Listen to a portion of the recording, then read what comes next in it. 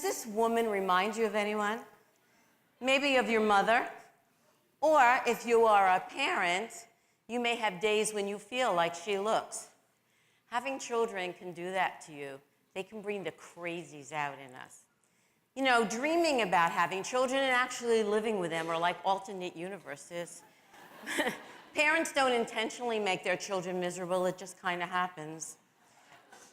When we get emotionally unhinged, we are disconnected from our love, and the children don't feel our love, they don't feel safe, and then they are left to themselves to figure out ways to take care of themselves. So when we're screaming, "I'm doing this because I love you," that's when the suffering begins.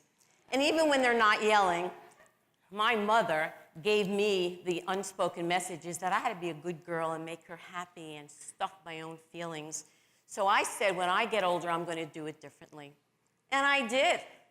When our son was born, he came into the world so easygoing, I took all the credit because I was sure that it was because I knew what I was doing. And I couldn't understand why other people were struggling. Well, that ego trip lasted until his sister was born. And this is a photo of her in one of those rare moments when she was hysterical. Well, I thought there was something really wrong with her. And what I found out was there was nothing wrong with her. I was the one who needed to learn more. So I watched myself, and I watched other parents, and I watched children, and I saw the way loving parents were dumping their own stress and anxieties on their children, and their kids were suffering right in front of our eyes. And this unconscious parenting is where the hurt begins. And when we try to discipline them with yelling and with punishments and with timeouts, we don't teach them how to regulate their emotions or how to do it differently the next time. I had to learn parenting skills that really taught the kids what they needed to learn. And I also found out that when children are suffering, their brains can't hear our lectures. And what they need in moments like this is compassion and connection. I was actually shocked watching myself and other parents because we were well-meaning and we loved these kids. They meant more to us than anyone else, and yet we were doing it wrong because we thought it was about changing their behavior, not ours. So what's a loving parent to do? In a San Diego Minute, I'm going to give you 3 ways that you can become a more mindful and effective parent. Ready? 1, you've got to change your old-fashioned beliefs about raising children. I use these things. But if I were to use them today, you would think I was nuts. And yet many of you are stuck in old-fashioned beliefs about raising kids. Beliefs like, I'm his parent, so he better listen to me. If he doesn't learn it now, he's never going to learn it. 2, we have to watch our own ego.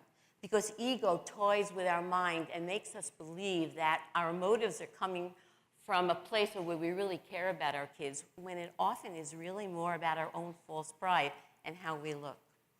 And 3, we have to heal the wounds from our own childhood, because those wounds we've got all patched up there and band-aided up are what make us go crazy when the kids trigger us. It's really hard because this is not about blaming other people. What it is, it's about getting past the hurts and unconsciousness of past generations. So what we have to do really is clean out our mind and trust that if we ask for help, help is out there for us. We can change the old-fashioned beliefs, we can get past our ego, and we can repair our own wounds. None of this is about blaming anybody else. This is hard work. What it is about willing to look at ourselves and not blaming our children when things go wrong. You know, being a human parent is not easy. The parents in the other species, they just show up, they do their work, they're not emotionally attached, and then they fly away. But the human parents are emotionally connected to their kids. But I have seen the miracles that happen when parents are willing to do this work. Their hearts come back, they connect again with themselves, and they connect again with their children. You know, I've seen the miracles, I know it works because, remember that little girl, the one who drove me crazy? She is now my parenting partner, and together we wrote a book and we coach parents all over the world. So we know that when you do the work, miracles happen. So go for it, don't be afraid of change, because you and your children deserve to be happy.